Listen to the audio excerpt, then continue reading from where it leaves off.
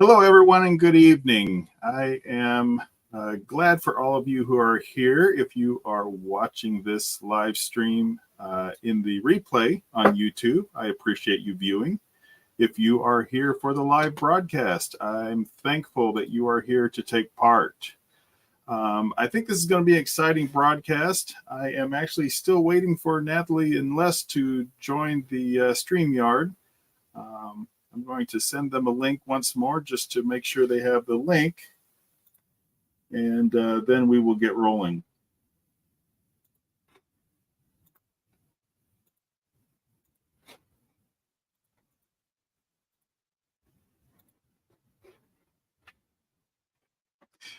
All right, so while they are coming online, there's a couple things I want to cover real quickly. First, I think I already said I'm really excited for this live stream, and I'll cover the topic in just a little bit. But before I do, I want to give a quick apology that my uh-oh.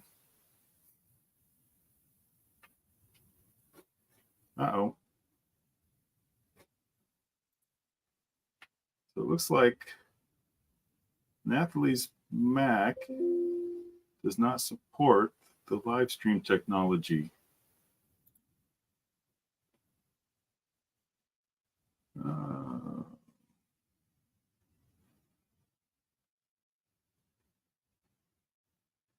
I tell you what, folks, stand by. We'll try to work through this technical difficulty.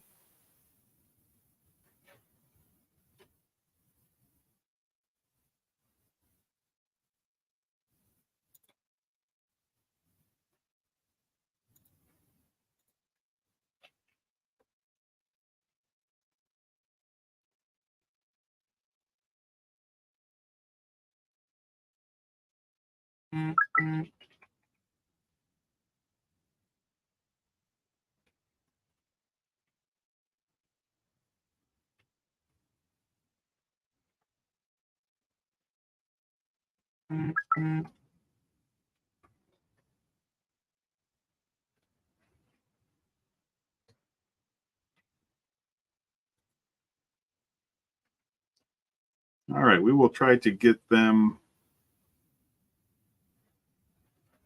Okay, so apparently the Safari browser does not support the StreamYard live stream. So that is tricky.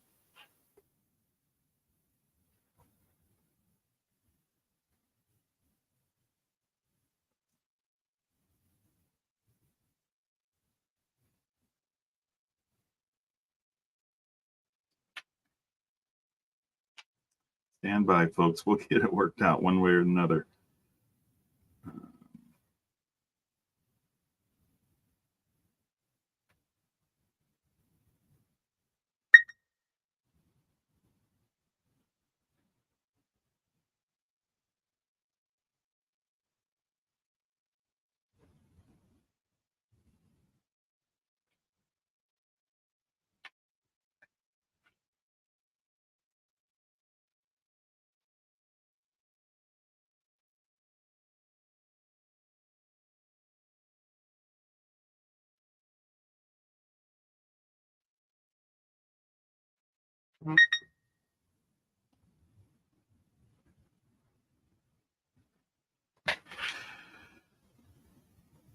All right, just chat amongst yourself.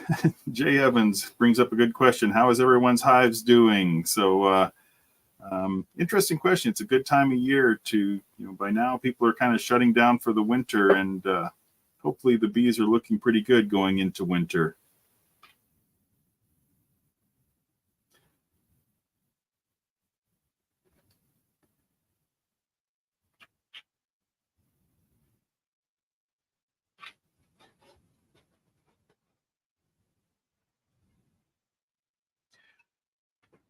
And I will say, Jeff, my hives for the most part are looking pretty good, although this last week with our weather being a little warmer, my weakest hive, which I did not expect to get through winter, was robbed out by my strongest hive, which was kind of right next door. And so it was bittersweet that I lost that 1 week colony, but the fact that I probably wouldn't have gotten through them through winter anyway, it was kind of good that the resources went to strengthen another hive. Looks like Nathalie is working on installing Chrome. So hopefully, I see Nathalie coming online. So excellent. And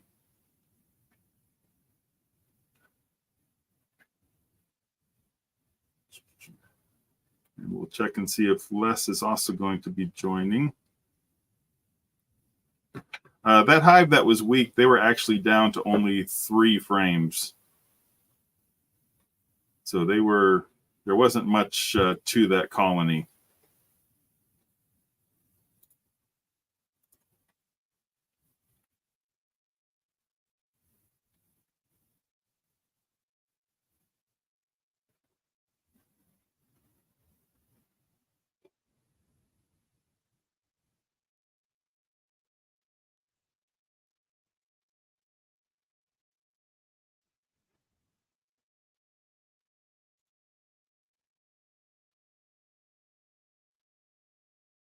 See, we have Nathalie, and I'm just chatting to see if Les is going to be coming on. And Nathalie is going to be calling him.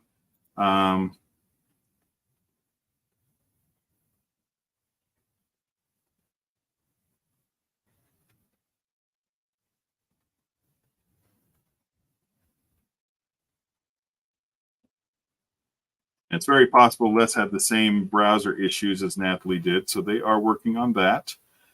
So we'll come to them soon. But all right, so a little bit of a rough start. But starting out, again, thank you everyone for being here. Thank you for your patience as we get technical issues ironed out. I do want to welcome everybody to this. And as I started saying earlier, I do apologize that my YouTube posting schedule has kind of been out of whack. I haven't gotten much posted out there lately. And I'm working on making changes to afford myself more time to focus on providing content that hopefully will be useful for people. And as I do that, it's helpful for me to know if you who watch this content find it useful and informative. And one way that you can provide support and let me know that you find this information valuable is through your support as a patron of this channel through Patreon. I have 3 different monthly levels of support right now, $2, $5, and $10. And your support will help to encourage me as I provide information, but also we'll build a community on patreon.com. And as a part of that community, members of the community will have access to exclusive chats. Once we have several people who are supporting as patrons, I plan to start doing a weekly chat with the patrons of this channel to answer any questions people have and to get input on future topics. So if you would be willing to support this channel, I would sure appreciate that. So there's your advertisement for the evening. On our topic for tonight, this is kind of a follow-up to the last live stream topic, which is when I had Elizabeth on, the curly-haired country gal. And we talked about the costs of beekeeping. And once I got off of that live stream, I realized that one topic I hadn't really covered is some of the work that I have learned about Nathalie and Les doing in spreading beekeeping to people and people groups of lower incomes through top bar hives. Top bar hives are fairly simple to build and economical, and they have been working with those hives to I'm sorry. Okay, I'm back on now. They have been working to spread information about those hives and make it accessible to people. And it was kind of negligent of me that I hadn't even mentioned that when we were talking about ways of making beekeeping more accessible. I became acquainted with Nathalie and Les several months ago when I don't even remember how, but I happened into weekly Zoom chats that Be Mindful was hosting, and they would it would give an opportunity to basically sit and learn from Nathalie and Les, and that was a really valuable opportunity. I'll give a little introduction to Nathalie and Les so you kind of know their background. I can see Nathalie is still on the phone and Les hasn't joined yet, so they're still working on his technical issues. But Nathalie is the founder of Be Mindful, which is located near Austin, Texas. She started her beekeeping journey in 2012 with a single wari hive, but now keeps bees in all different types of hives. She's an advocate of natural and biological beekeeping methods and nurtures bees without the use of any pesticides, but with a firm belief that bees kept naturally are much more resilient and healthy than treated bees. Nathalie has an MBA from The Ohio State University and is a Texas A&M University Master Beekeeper. She's also a resident expert on the Hive Jive podcast, which I would encourage those of you who like listening to podcasts and like beekeeping to find the Hive Jive podcast and listen in. I love when I'm out working in the yard. I love to listen to the Hive Jive from past episodes. And she hosts the Natural Beekeeping Corner the first Monday of every month. Nathalie is actively involved in the Hays County Beekeepers Association and the Travis County Beekeepers Association and regularly contributes to the Austin Area Beekeepers Association and the Texas Beekeepers Association. Nathalie is a native French speaker and a polyglot and was hired by the government of the Republic of the Congo to design and lead their countrywide beekeeping training program for local farming trade schools. Nathalie spent a major part of 2019 on site working with African honeybees and setting up teaching apiaries while writing training manuals in French. And then Les. Les Crowder is a true honeybee whisperer with a literal lifetime of experience in beekeeping, having been involved with bees for over 50 years. He's a widely recognized expert in natural beekeeping and author of Top Bar Beekeeping, Organic Practices for Honeybee Health. And now, everyone who's followed my channel knows that I'm a Layens hive beekeeper. I don't at this time have any Top Bar hives, but even if you're not interested in Top Bar hives, this is an excellent book just in the generalities of beekeeping, particularly natural beekeeping. Throughout his career as a beekeeper, Les has always looked for ways to eliminate toxic inputs into the hive, starting with antibiotics and now miticides. He has kept bees in Langstroth and Top Bar hives his entire life, both as a hobby and as a business.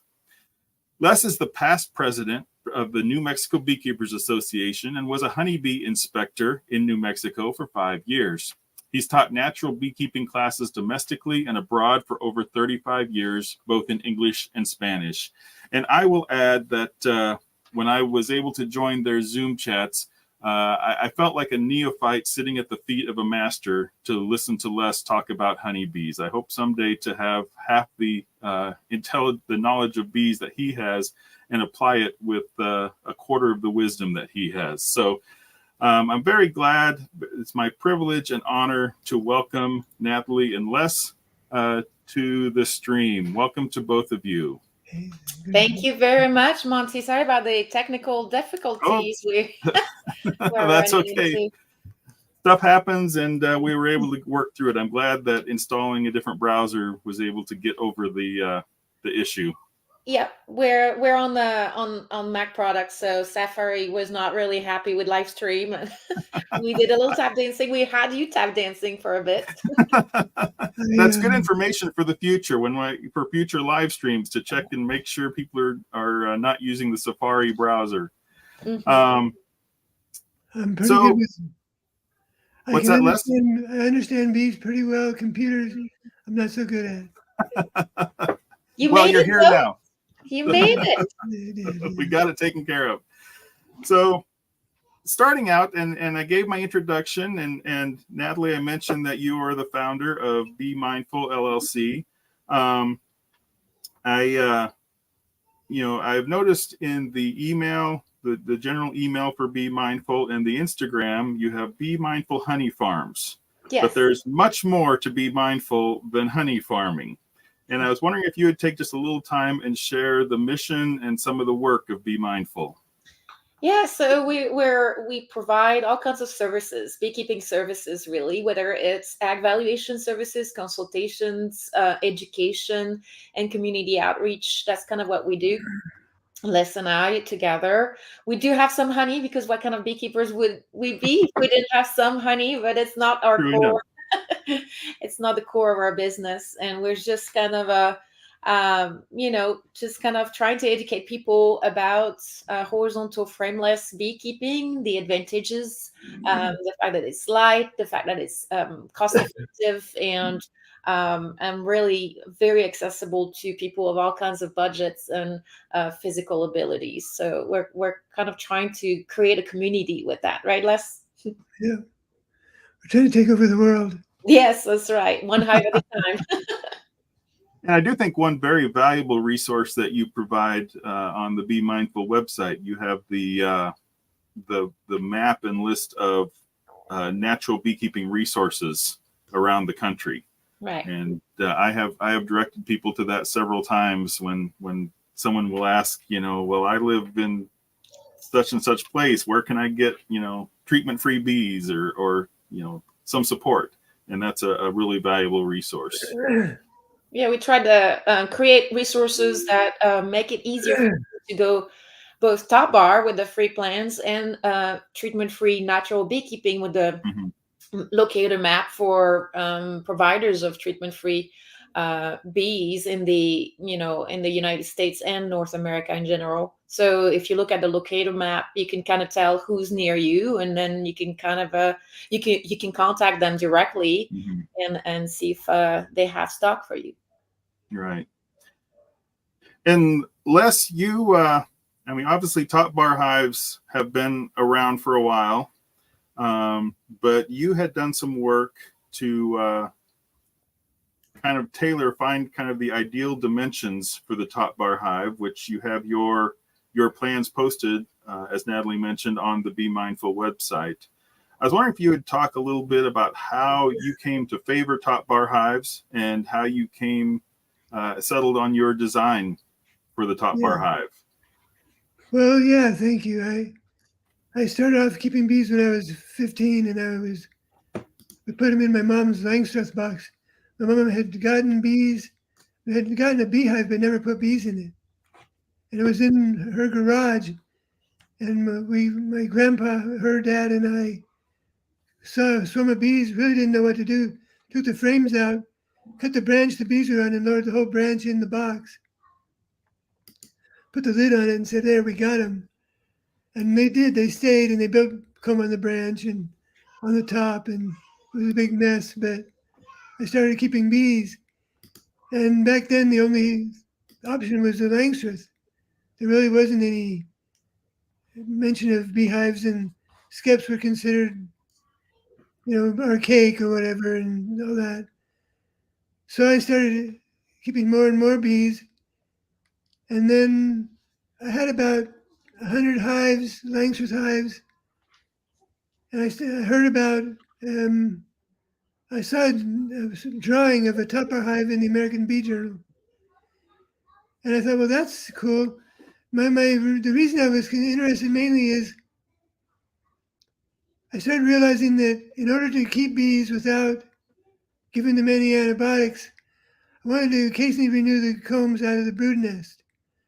When the combs get really old, they get many layers of cocoons building up and thickening the walls.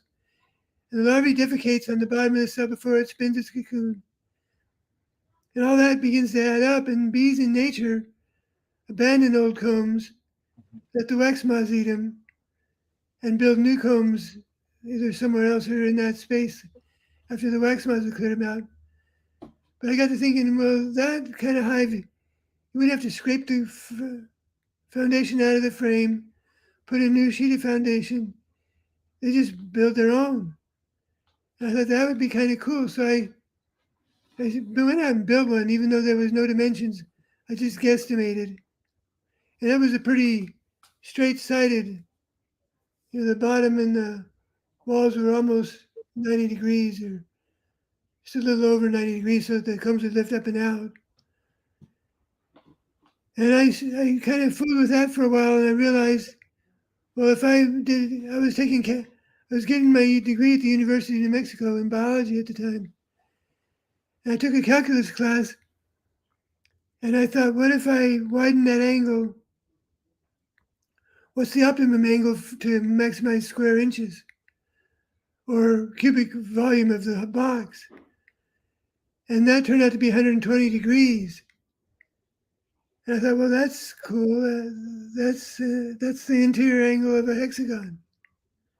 So I built something like that. I thought, well, they're kind of wide.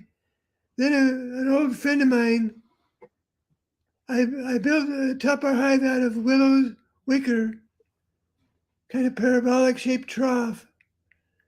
And it had real wide holes in the weave.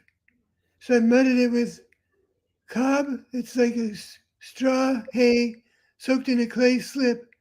And I troweled it in to the willow and put top bars on it. And bees lived in it for a good many years. But a friend of mine saw me doing that, and he said, that's too much work. And he went to the nearby dairy, bought 6 barrels of those plastic blue barrels, cut them in half long ways, screwed them on a PVC pipe, and put 2x4s across the top and said, there, I built you a bunch of beehives, 12 of them. Well, I had to cut real top bars that were 1 3/8 by 24 inches. I thought, well, the bees aren't going to like them. They're plastic and they don't breathe, and I didn't think the bees would like them. But I finally put some bees in one, and they stayed in it for quite a long time. And I put bees in all 12 of them eventually. And I had some bees in them for 20 plus years. And what I noticed then was that built comb that was really deep and exactly half a circle. And the comb up near the top of the circle was 100% attached to the wall. The comb went and attached itself right to the wall. But as you move down where the wall became more like the floor almost, they didn't attach the comb to the wall. They left a space. And the tangent angle where they stopped attaching the comb to the wall was about 120 degrees. And so I thought, well, that would reduce my having to cut it loose every time I wanted to lift a comb. And that if you got to cut it loose, you got to poke in there with a bunch of bees. You run the risk of crushing bees.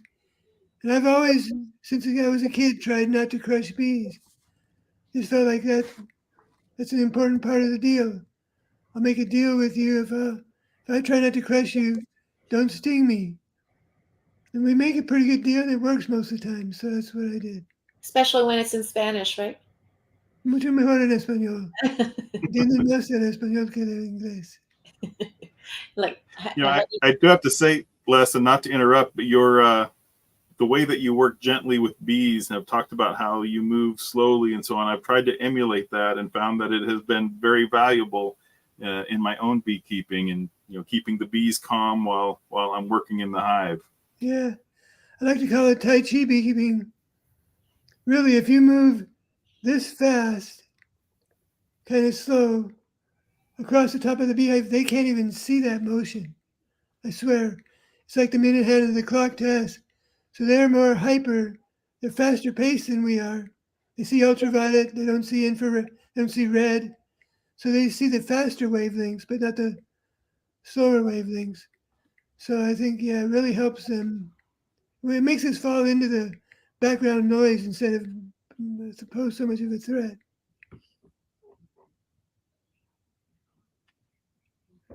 He also calls it the good Godzilla. You have to be a good Godzilla, that's that's very good. not the ones that's So crashing everything.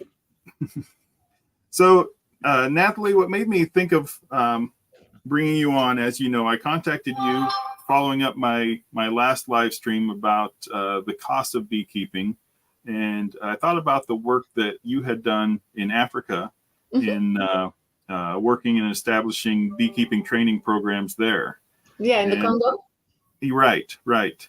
And so I was hoping you could talk a little bit about your work there and the beekeeping programs that you established there. And if I understand, correct me if I'm wrong, but I understood that the top bar hives were kind of a key part of that.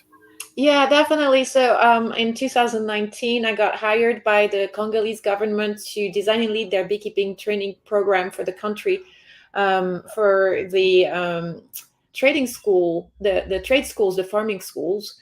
And part of the reason is because I'm a French national and they speak French over there. So that helped quite a bit. And also, there was a couple projects with funding for developing the under used art of beekeeping in agriculture over there. So I traveled all across the country trying to kind of take um,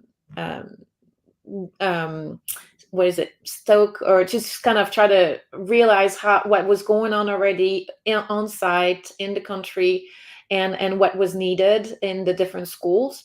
And so that was an interesting first part of the project, where I was driving around with a group of people that had machine guns and all kinds of stuff, because security was not necessarily the best in the certain parts of the country. But that was great. And then so I wrote a first report, and then the second part of the project was to actually start setting up training apiaries, teaching apiaries for a group of young people. There was about 50 people, and we were trying to get bees into the beehive so that we could train people, writing a manual for them, and get that off the ground. And I managed to work with a couple of people, but as things got delayed and COVID hit, I had to go home, so I didn't get to complete the project, but it was in place. And there were bees in the hives, and everything was ready to go. And I did a little bit of it. I did manage to do some cutout and some swarm trapping as well. Actually, swarm trapping kind of happened on its own, the bees just moved in, and I have somewhere a video where it's kind of like the bees are moving into the box in Africa. And that was really cool, because bees over there have a reputation of being kind of fierce, and we work in Texas, right? So our bees tend to be a little bit more defensive as well. And so that was interesting to see that. For me, it was kind of something I was already used to. And but it was really rewarding, because the thing was to try to train people, and especially women, because it's a great way to make an income for families, especially off season when there's no farming going on, and also for women to be able to do the beekeeping. Having the top bar hires was really a plus, because you don't have any heavy lifting, and you can make them with very little skills and very little time as well. So, and materials that are fairly available. And that was so easy for, I mean, easy. I'm not saying it's easy, but there was a young man that was blind that was making top bar hives, and they're beautiful. And I think that, I know I sent the pictures a little late, but you should have some of that in there. Yeah, I was going to say I have the pictures here. They may be a little out of order from what you sent, but Yeah, I can go ahead and put these up if you want to kind of give us a let's little get to them. Yeah. narration. Oh, yeah. Oh, let's see how this goes. Oh yeah, Okay. that was cut out in the building. You see the building on the top right where the stairs are, and cut out from it was very hard wood, so I had to pull out all the slats and just cut the colony and put it in a top bar hive using repair bars. And so that was one of the first colonies that I got my hands on. So yeah. that was very interesting. And the bees were actually very nice. This was in the north of the country, and that was in a monastery. Sisters, and they were keeping bees. They were wearing basically overalls and some veils and some boots and gloves. So it was fairly basic and protective nonetheless. What was interesting is that it was not enough for them to sustain some of the wrath of the bees. So I was fully protected because I took my suit over there, and at some point we had to leave the. They had some bees on the property that hadn't been really managed for a long time, and the bees were fine for a while, but as soon as they started getting stung, they got a little riled up, and so we had to kind of like walk away from that because they were getting stung. Yeah. And these are the bees you're dealing with there in the Republic of Congo. Are these bees with the same Africanized traits as we get concerned about here? That Excuse me. So the bees in Africa are African bees, and they've got their nature. What we got in the United States is a hybrid or hybridization level with Africanized genes. And what happened is when they first brought African bees in the U.S. and they first escaped and mated, cross-mated with European honeybees, you got F1s, first generations of daughter colonies that tend to be, because those subspecies, African subspecies and African species of bees and European species of bees are different enough that you're creating kind of like a little bit of a hybrid monster on first generation, especially. So they were hyper defensive, much more than they would have been in Africa. And that kind of created a lot of problems, as we all know. But then over time, with dilution of the genetics and just kind of like mixing with the population of a lot of Italians and a lot of other European honeybees, it kind of like settled down and mellowed out quite a bit. But we have a lot of those Africanized genetics in the U.S. Thanks to that import. I was curious and didn't want to go off on a tangent too much, but as you're talking about their the minimal protective gear that they had and everything, I was curious about that. So that's where their apiary was. So those are actually horizontal hives, but these were using frames. And the interesting part is that, and I don't have a picture in there, the frames were all wonky and all not set properly, and it was therefore really super hard to actually inspect them, a lot more than if you hadn't had any frames, right? Because now all of a sudden you're trying to pull those frames up between comb that's a little bit crossed, whereas when the top bars that even some cross comb is more easily fixable, right? Because you don't have the whole frames around it. But those boxes had been there for quite some time, and they were trying to generate production of honey, obviously.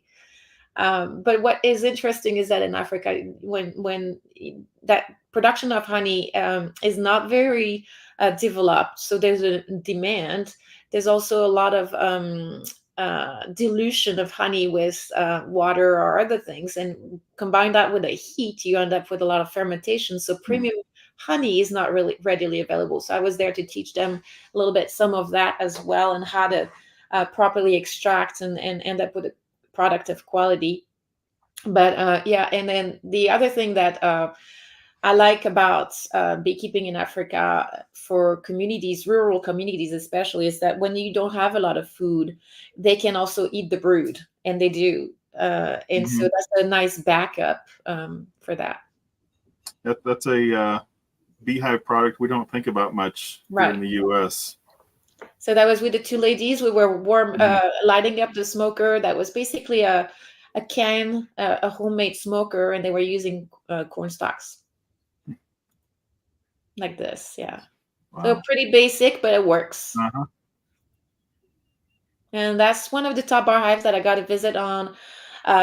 One of the ministers, a lady that invited me to her property, and she had some top bar hives on there, and you could see they have the legs on basically rebar, and they're using plastic bags over for rain cover.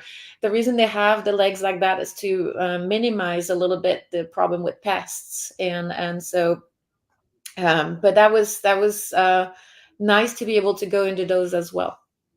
So when you say pests, I assume that with those narrow legs like that, that rodents and things aren't can't climb up in there as easily. Yeah, and they had some issues with ants and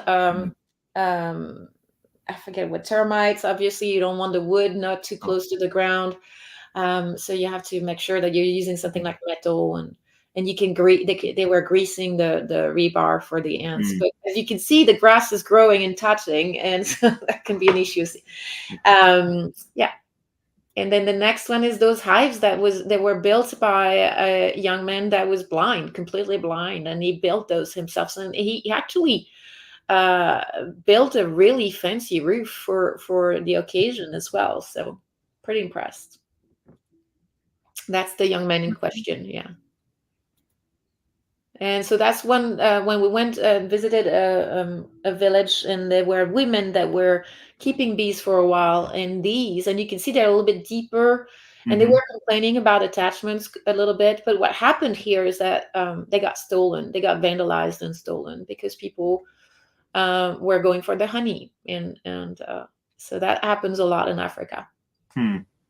Yeah, I am noticing that hive doesn't have less as 120 degrees of angle. So. And that very basic gear, right? So that's not enough, I think, to protect yourself. So they were very often discouraged from going in, and those are the bars they were using. Yeah.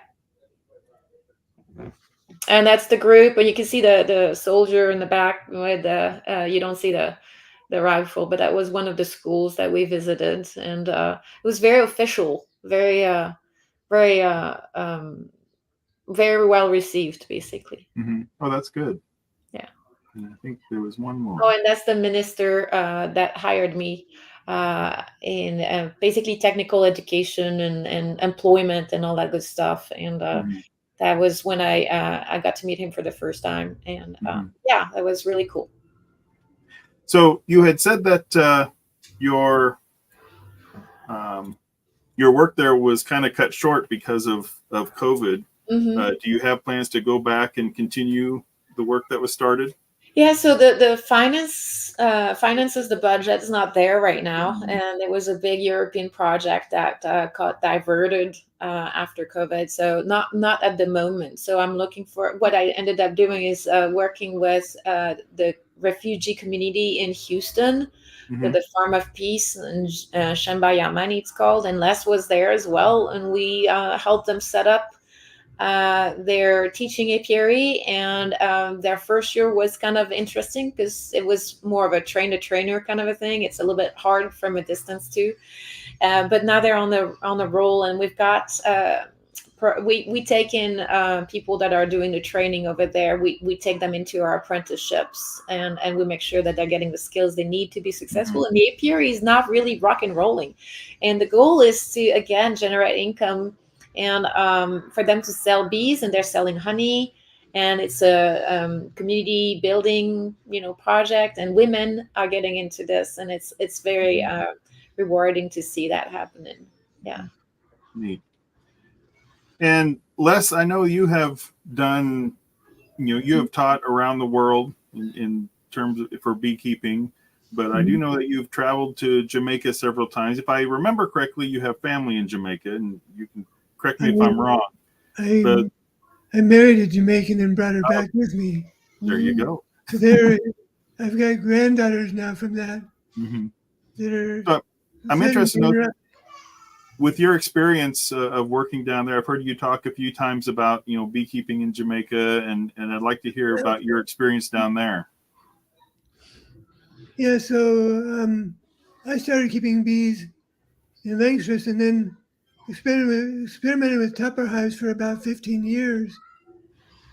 And there was a year when I lost most of my hives to the varroa mite because I was determined to breed for varroa resistance. And at that time, there was very little natural varroa resistance. In the early 90s or late 80s, I can't remember exactly. And lost a lot of bees, and I decided my laying equipment was all worn out. I should replace it.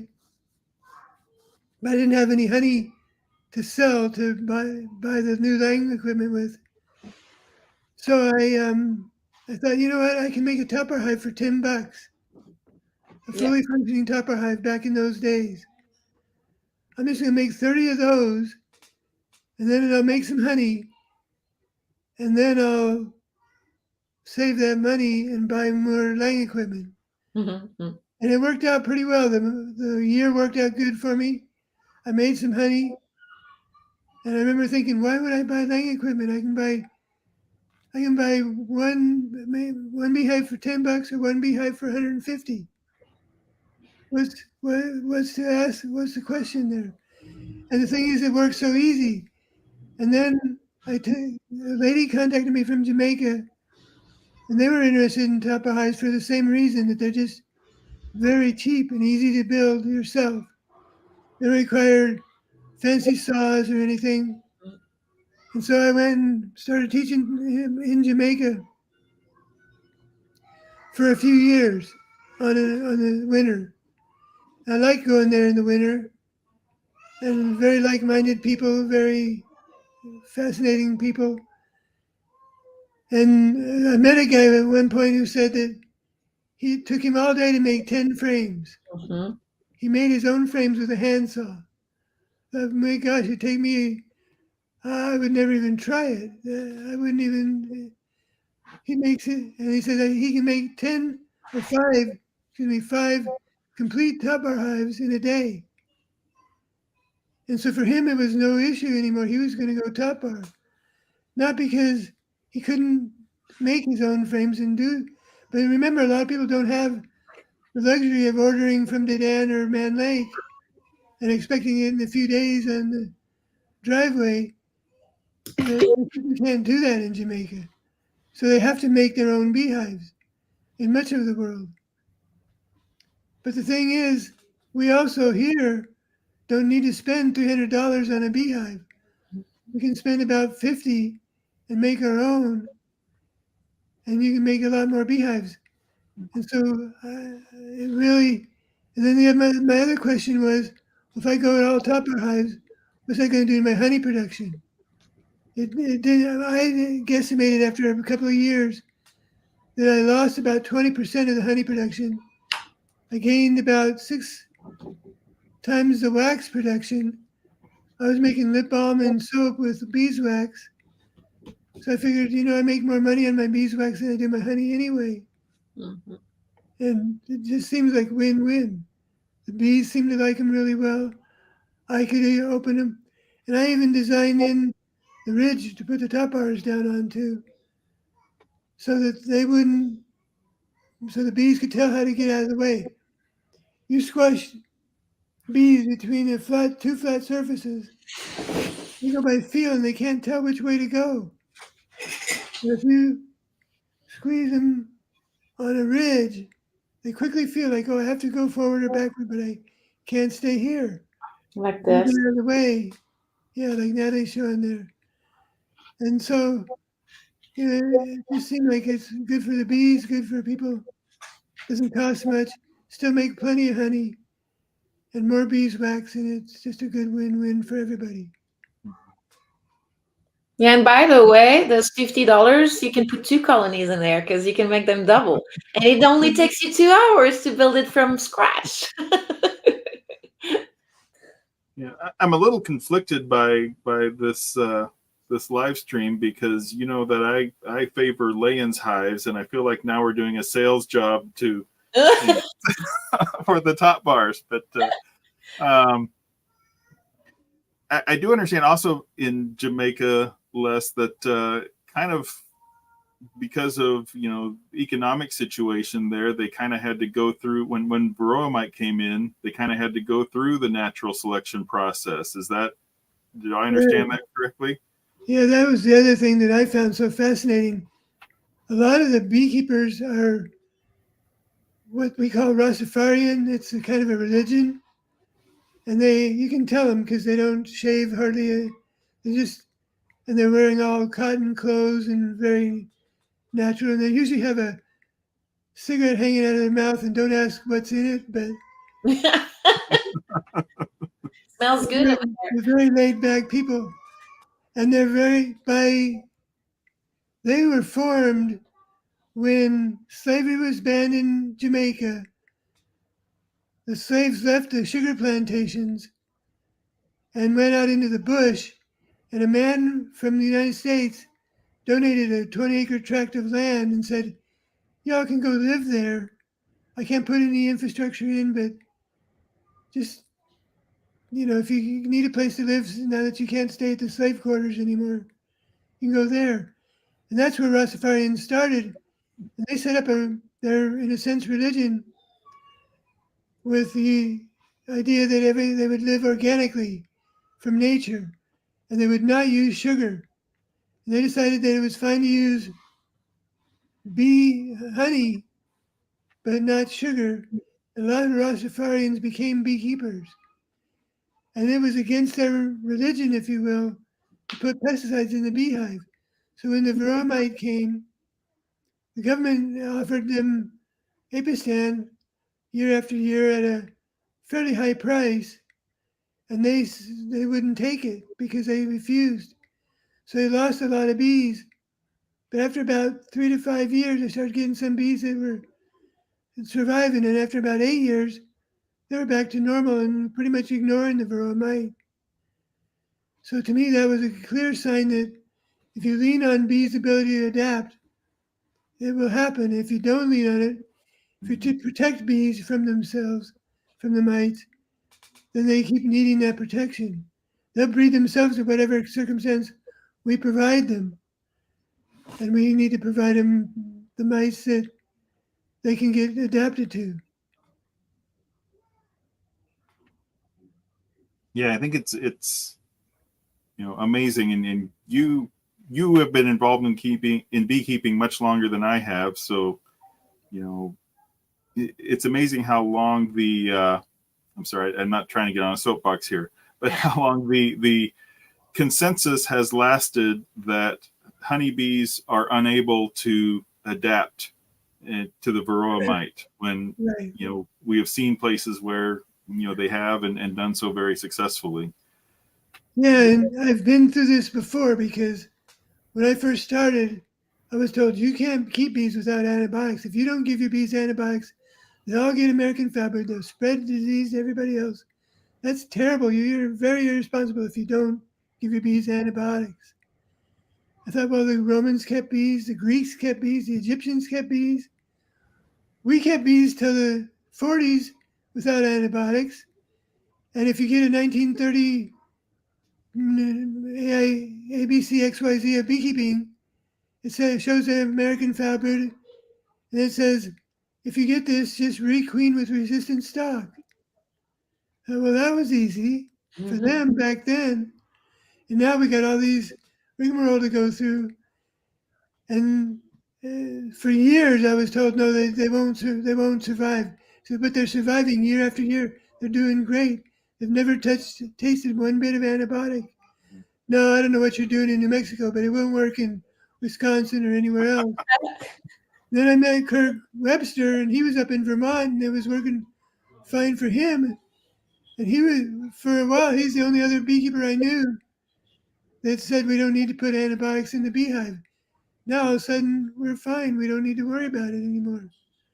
I think we'll get there with the mites. We'll finally realize with mites, there are mites that are tolerant, more tolerant, easier going on the bees, and there are bees that are very mite resistant. And when we get the two together, we'll have a balanced, workable biological solution to the problem.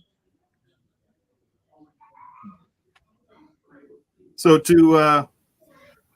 not to continue the sales job of the top bar hives, but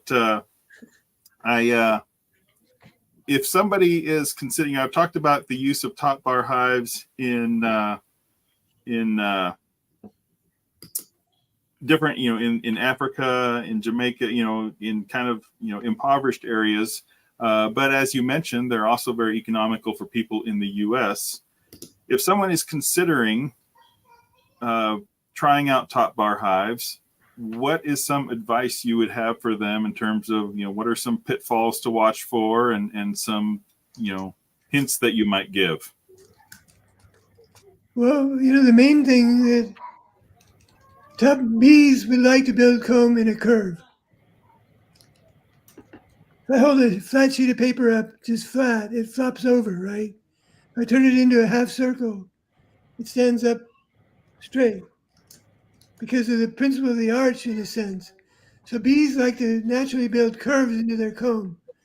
So the only real drawback is you have to kind of keep ahead of them as they're building and keep pulling the straight comb back to force them to build with the comb straight on each bar. And it becomes second nature when you do it a few times. You quickly realize and that's about it, really. I mean, it's the one thing that is an extra management thing where they have no choice in it. Like so with foundation, they're in their straitjacket and they have to live according to that straitjacket. That's what I consider foundation. Right. The straitjacket for bees. Layons with natural sized comb makes sense to me. Anything where they get to build their own comb, at least you take them out of that straitjacket.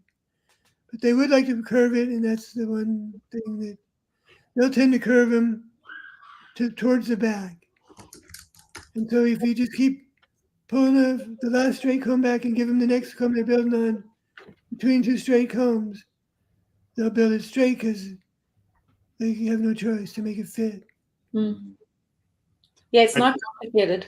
And then if it gets to be a little wonky for if you kind of like lost track of it, you can put it at the front because it's horizontal, right? And you move everything else, and then it's not going anywhere anymore. Yeah. Right. I know one hurdle a lot of people, and this is the same with layons too, is that people might buy a nuke that's in it's in Langstroth frames, and I know that you've kind of come up with a creative solution for being able to adapt and move the bees off of Langstroth into a top bar. Do you want to talk just a little bit about that? Yeah, and if that's okay, I'm going to talk about it for a second. That's sure. Well, it's all horizontal, right? So, and then Les had come up with a really cool solution to put the top bar nuke on top of the Langstroth outer cover and kind of let the bee and drill a hole through the both floor of the top bar nuke and the Langstroth cover to let the bees go up. And but what I noticed is when I played with that is that there was a tendency to store mostly honey as a super up there, and then we're not really moving their brood's nests. So I kind of scratched my head quite a bit actually, and I finally had that little bit of a eureka moment where like, well, horizontal is horizontal. All I need to do is put the legs underneath, take off the end cap of the horizontal hive, slap the Langstroth box. That could be a easy plastic nuke box. That could be a 5-frame, an 8-frame, a 10-frame, and cut it open. And so once it's attached, you have basically what is I love to call those hives less is more, because you don't need a whole lot for that, and it's very versatile. But in this case, it's a flex hive. It's a conversion hive that allows you to bring the Langstroth frames of any colony, even a very large one, with supers and everything, to grow into the top bar because they don't have any more space anywhere else in a horizontal manner. And by bringing the frames, and I'm sure that can be done also with layons, the only difficulty would be the thickness of the wall, but I'm sure that can be resolved with a little bit of prayer. And I'm putting my head on that too, by the way, Monty. So I'll be happy to share what I come up with, and maybe with several heads we'll come up with a really cool solution for that. Because it's true that to seed a colony that doesn't have the same kind of frames or the same kind of layout, you're kind of stuck with swarms and packages, right? Mm-hmm. So, but anyway, you bring the Langstroth part, you bring the Langstroth frames all the way to the wall, and you put the brood towards the top bar and the honey away because it's a barrier to expansion. And then you put the first bar to respect bee space right where the Langstroth frame shoulders, and the bees will build straight parallel because they're respecting bee space, and your Langstroth frame is straight. So the whole top bar is going to get populated. Now you have the best of both worlds. And again, you can do that with layons, where you have you can swap and add and share and equalize between other colonies, Langstroth and top bar, because you have the two configurations, and it's all horizontal, unless you have a very large colony that's, if you, by the way, if you're going to do that, make sure you put supports underneath so that your hive doesn't go tilt over. But yeah, so that's kind of working. It takes 5-6 minutes to pull out the end piece, cut out the Langstroth hive, and tack it on, and you're good to go. Mm-hmm. Easy peasy.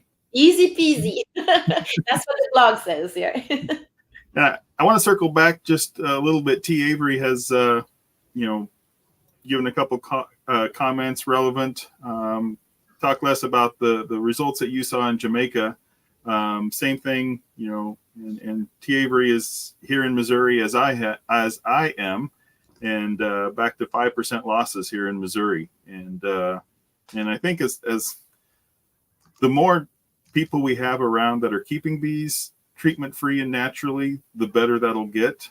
And I hope that I'm correct there. And T. Avery also commented that he goes to Ghana and saw firsthand what Nathalie described about the watered down honey. And I apologize. I said I'm making an assumption there. I don't know T. Avery, so I apologize if I incorrectly assumed. But and I thought this was really interesting when you pointed it out, Nathalie, because we hear all the time about adulterated honey in stores, and how much honey worldwide is adulterated. And so to hear that, in Ghana, or in Africa, they're doing the same, just watering it down. I don't know why it surprised me, but it was kind of striking to me. If I could mention something here, some friends of mine were working in Boston with natural beekeepers, and there was a Boston area farmers market association. There was one fairly large beekeeper selling honey to smaller beekeepers. They would go to the market with their honey, and then they'd run out. Well, this is going pretty good. We want to keep the customers. They'd buy honey from him. They come up with a machine, some university, that they could take the honey and test it. And what they found out was that his honey was about 50% high fructose corn syrup, 50% honey. But the honey he was selling to them was 30% honey, 70% high fructose corn syrup. And so it's not just Ghana or the Congo. Right. It's here in the United States too. And at the farmer's market, where you expect, wholesome products. And that's where you need to really be careful with that. If you're buying honey and reselling it, you better know the people you're buying it from real well. And I know a lot of beekeepers will buy honey in bulk and resell it and so on. And that, I remember, Les, I've heard you tell that story before. And that's one reason the main reason I won't do that is because I want to be able to promote to my customers that I know that the honey they're buying came from my hives. Right. But the other one is I just don't know if I'm buying from somebody I don't know that I haven't worked with, who knows what is in that 55-gallon drum that you're buying. Yeah. So we have somebody that's selling honey on the side of the road, not far from where I live. Mm-hmm. And I stopped by one day. Hey, you're a beekeeper? Just kind of, hey, beekeeper to beekeeper. And no, I'm not, but I know a beekeeper, and he does removals. And so then I was like, oh, so how do you get your honey? Well, he gives me buckets of it, and then I crush and strain it. And it's removal honey. And so I don't know if you know that. I don't know if it's the case where you are, but in Texas, it's actually illegal because you could have pesticide sprays, you can have rodents, you can have all kinds of stuff, kind of insulation, asbestos, all kinds of stuff. You don't know. So it's illegal. And so you never know when you're buying honey from anyone, grocery store, side of the road, unless you know your beekeeper. That's really tough. Exactly. So, well, we're coming around to the top of the hour, but I want to give you an opportunity before we close to promote any upcoming events or classes at Be Mindful. Yeah. So we've got workshops, 3-day workshops in the spring, where we do basically intensive natural beekeeping and top bar beekeeping. And we teach people how to actually build their hives and their swarm traps and their conversions. And we've got the apprenticeship, but that's more for local Texas people. And we're planning on doing traveling workshops too. So look for that in the future, but you can all find that on our website, basically at b-mindful.com. Thank you. Right. And in the description of this video on YouTube, I do have a link to the Be Mindful website for those who are looking for you. Thank you. So, and I'm hoping that our one of the 2 March workshops, the 3-day workshops, Dr. Leo Sharashkin is planning on coming. So I don't know which one of the 2, but he and his wife and maybe potentially some of his children will come down. Yeah. Well, neat. Well, I want to thank you both for being on here tonight. As I mentioned at the beginning, I have a great deal of respect for both of you and what you're doing to spread the message of natural and treatment-free beekeeping. And you had great success with it. And I really appreciate you giving me the time to come on here and talk about some of the work that you've done worldwide. So thank you very much. Well, thank you very much. We appreciate being here with you and for the opportunity and renewing on the chats that we were having before.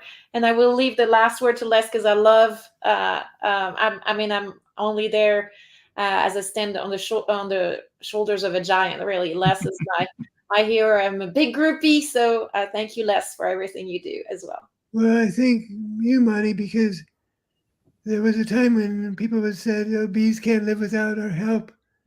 But boy, if that's the case, we're in bad shape because we can't even help ourselves half the time. So it's good to see people that really have taken it and go on with it. Bees can obviously live without our help, and we need to all rise together. We need to cooperate with nature and with the bees rather than fight nature all the time with poison and call it a pesticide or a miticide. But there is no them over there that we can spray with this poison, just us here on Earth. Mm-hmm. And so I like to spread that word everywhere. All right. Well, thank you both very much, and have a very good night. Thank you. And thank you, everybody, for watching. Thank you. Bye.